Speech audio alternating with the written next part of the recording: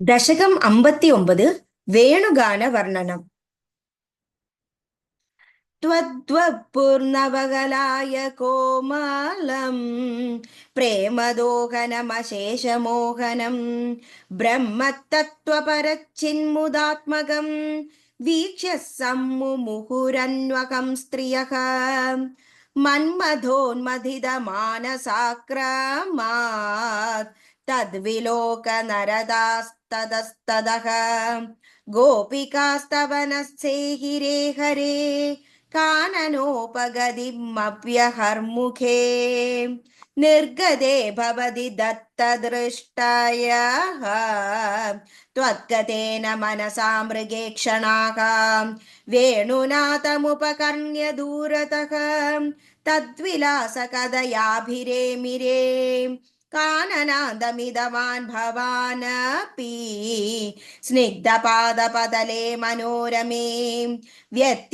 व्यत्यया कलितपादमास्तिदः प्रत्यपूरयद वेणुनालिकां मारबाणदुदखेचरीकुलं निर्विकार पशुपक्षिमण्डलं द्रावणं च दृशदामपि प्रभो तावगं व्यजनि वेणुकूजितम् വേണുരന്ധ്രതരലാങ്കുലീദലം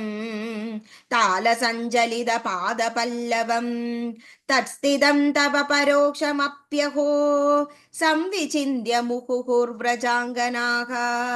നിർവിശങ്കഭവദംഗദർശിനീ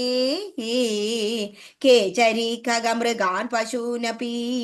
त्वत्पदप्रणयिकाननं च ताः धन्यधन्यमिति नन्वमानयन् आपिबेयमधरामृतं कदा वेणुभूतरसशेषमेकदा दूरतोपदकृतं दुराशयेति आकुलामुकुरिमासमामुहन्